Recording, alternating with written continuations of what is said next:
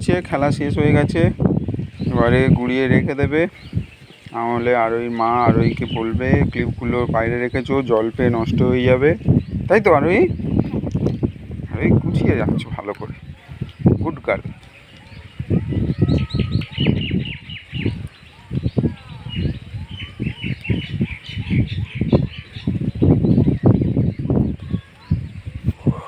সাপের মতো হয়ে গেছে ক্লিপগুলো আরোই।